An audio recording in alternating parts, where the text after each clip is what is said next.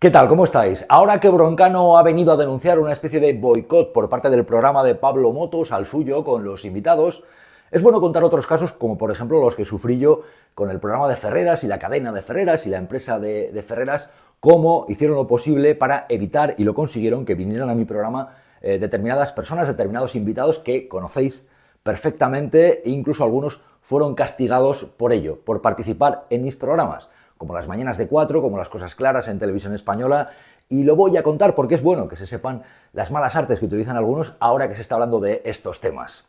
Enseguida lo cuento, antes un anticipo de otra cosa que está también en el ambiente, que se mueve. Por ejemplo, oye, estos manifestantes, ¿cómo están las cabezas? Es decir, una bomba atómica sería lo que acabaría con el gobierno actual, una bomba atómica. ¿Qué tienen en estas cabezas? Porque mira, este tío no lo sacamos aquí con una bomba atómica que nos tiraran los americanos, sería lo único que le haría detenerse. Bueno.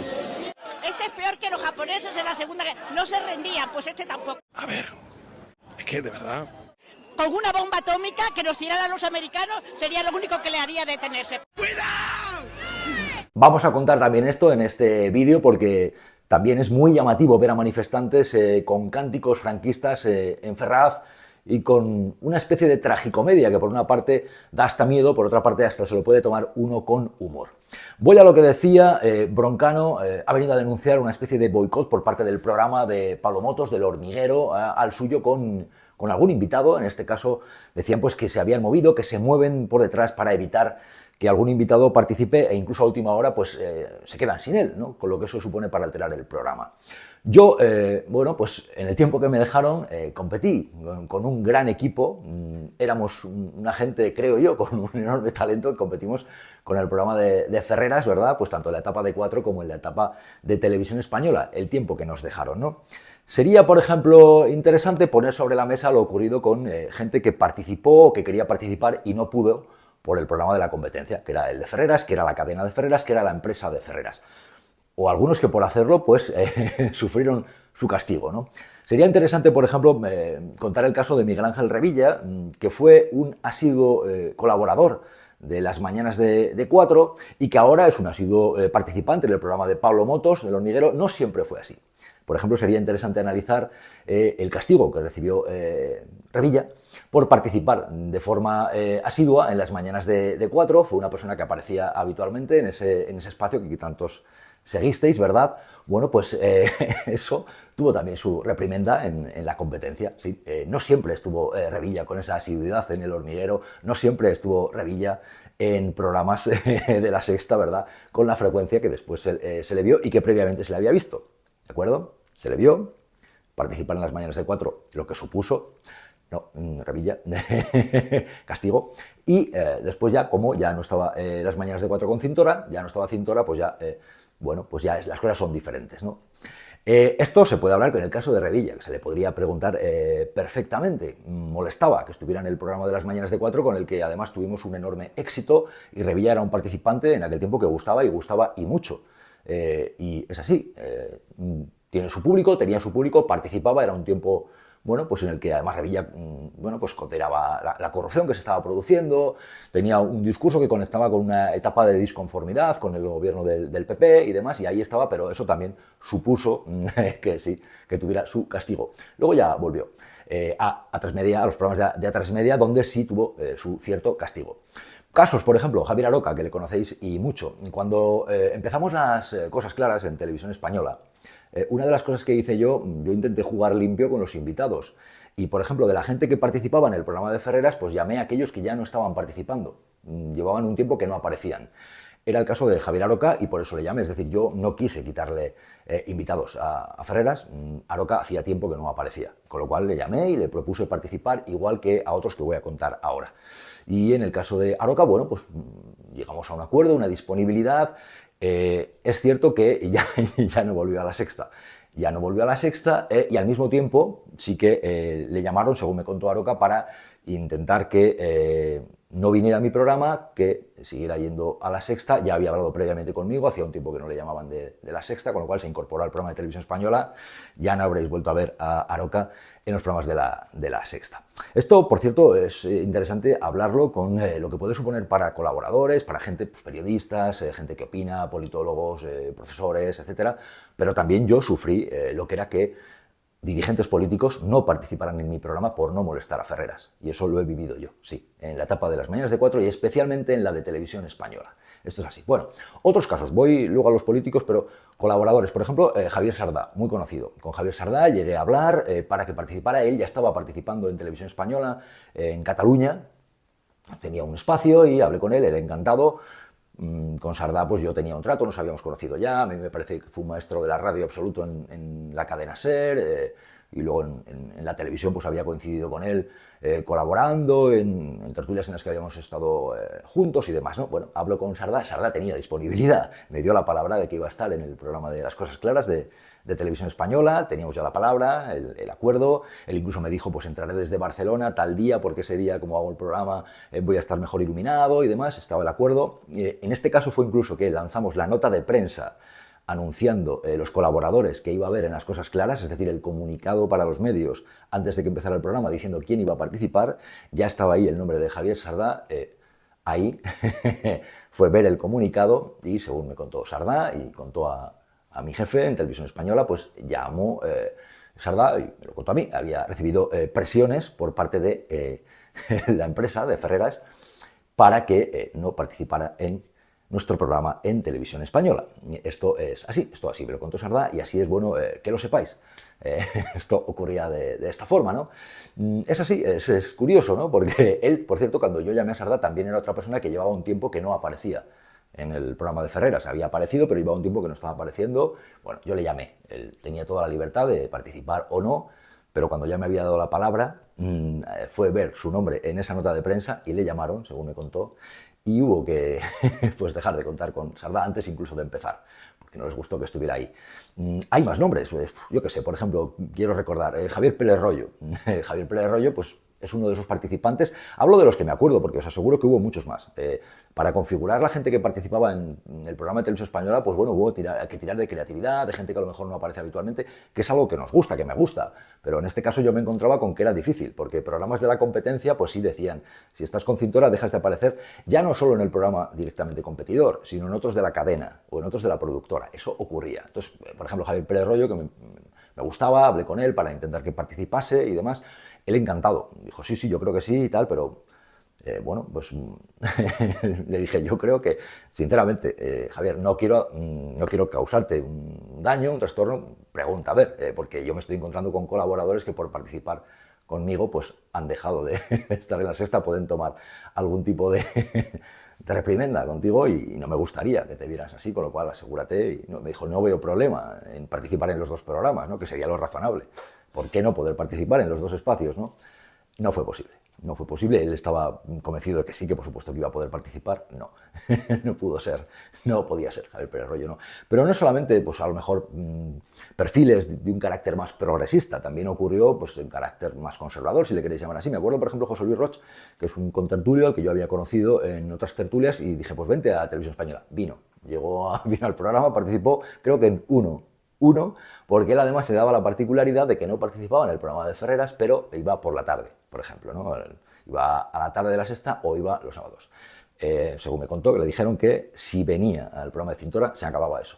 No iba a ir a la tarde de La Sexta, ni el sábado, ni nada.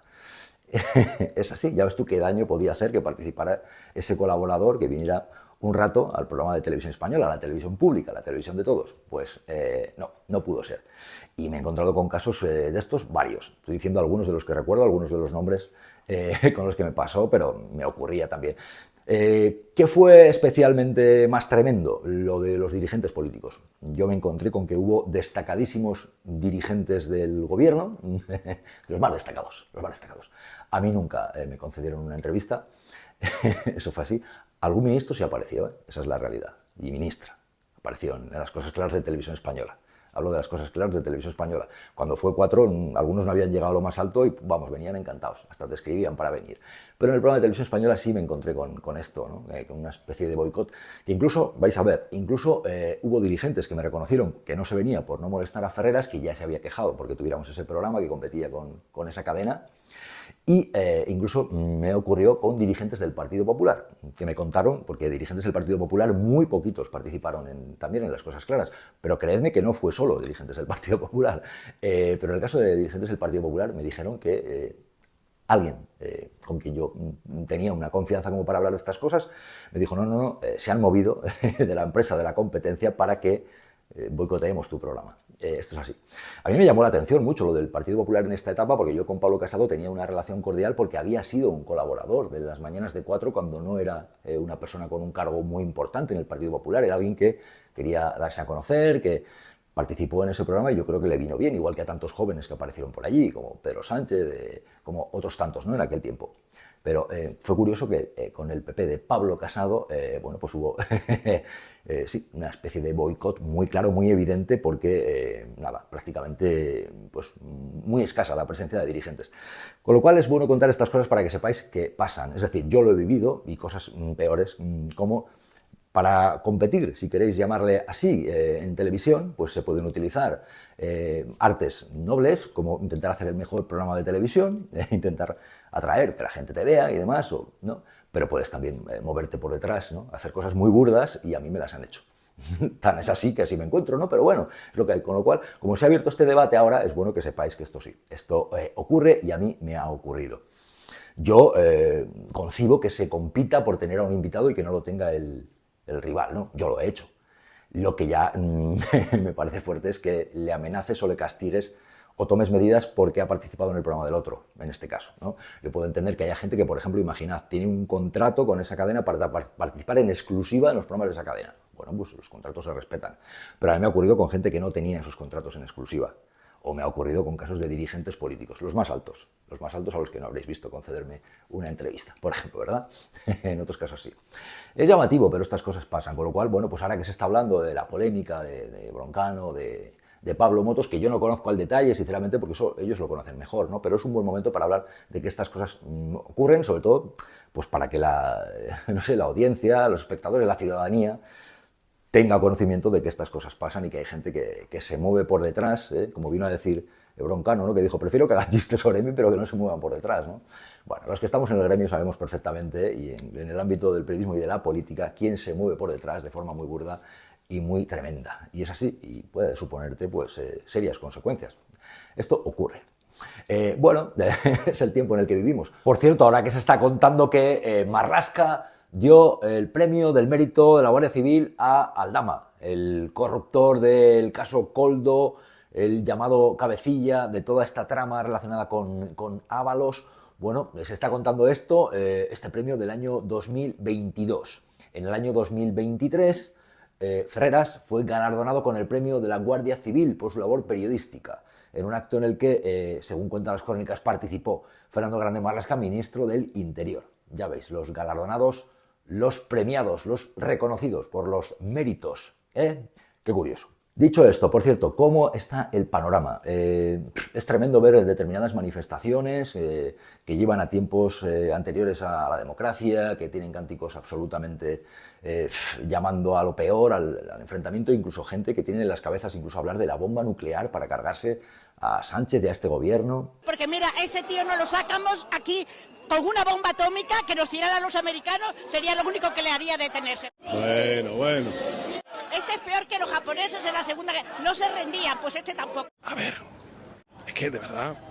Con una bomba atómica que nos tirara a los americanos, sería lo único que le haría detenerse. ¡Cuidado! Bueno, pues esto se ha visto en las calles de España, se está viendo gente, hay un rebrote de posiciones de la extrema derecha envalentonada, aprovechando situaciones de malestar, que esto está ocurriendo. Y es comprensible que haya un malestar con la Dana, con las actuaciones de los gobiernos, por supuesto que es comprensible, pero hay que estar atento a quien intenta aprovechar ese río revuelto para sacar ganancia de pescadores. Y eso está ocurriendo, por eso es tremendo oír determinados cánticos, por ejemplo, en la calle Ferrat de Madrid, frente a la sede del Partido Socialista. ¿Qué ocurre? Pues que al mismo tiempo, por supuesto, que hay que exigir responsabilidades a las autoridades y transparencia, que cuenten. Por ejemplo, pues al presidente autonómico valenciano le han vuelto a preguntar, ¿no? Porque en lo peor de la Dana se fue, por ejemplo, a una comida de horas. Dicen que también llamó a alcaldes, salen alcaldes, pues el último, el de Algemesí, por ejemplo, en estas declaraciones que recoge el diario Levante, dice, no, a mí no me llamó. El de Cullera dice, a mí me llamó, pero para hablar de todo menos de una preocupación por una Dana. Bueno, pues le preguntas y dices, no, ya he dado explicaciones, me tengo que ir. Yo creo que el resto de las cosas ya hemos dado suficientes explicaciones y os pido... Es que nos faltan detalles. ¿Con cuántos alcaldes?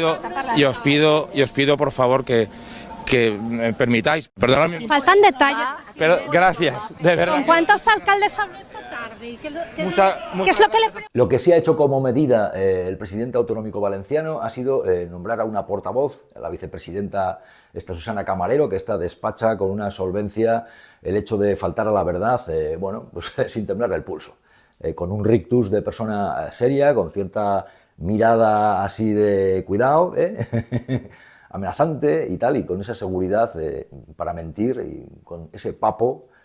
Hay explicaciones que nos han dado. Hace muchos días que se ha explicado todo y se ha dicho todo lo relativo a esa comida, por lo tanto, todo lo que se tenía que decir y todo lo que se tenía que explicar lo ha hecho el propio presidente en su comparecencia del pasado viernes. El presidente ha dado explicaciones de la comida más que sobradas. Yo vuelvo a lo mismo.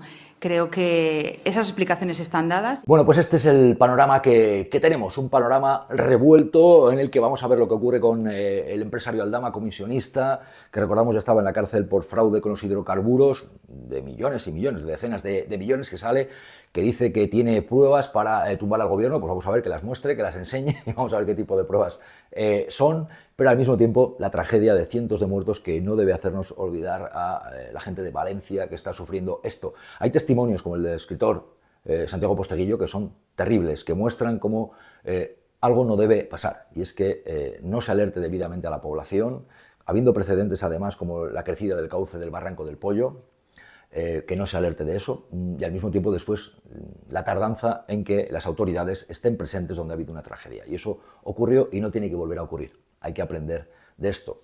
Un resumen de este testimonio del escritor, que es, pues, es tremendo, pero pone voz a lo que vivió mucha gente. Estamos a unos 50 metros del Barranco del Pollo y se está desbordando y nadie ha avisado. Como está saliendo el agua y yo tengo el coche aparcado fuera, al lado de la estación de metro, pues tomo una decisión que probablemente mucha gente tomó, que es: cogemos el mando del garaje de mi pareja, mis llaves del coche y vamos a salir a cambiar el coche de sitio. Así que bajamos las 6 plantas, pero cuando ya bajamos hay toda una lámina de agua de aproximadamente un palmo que cubre toda la plaza. Y hombre, eso es raro en tan poco tiempo. Luego, cuando dudamos, nos viene bien que el entorno nos incline hacia un lado o hacia otro. Y había varios vecinos abajo que convinieron que no parecía una buena idea que saliéramos a cambiar el coche de sitio.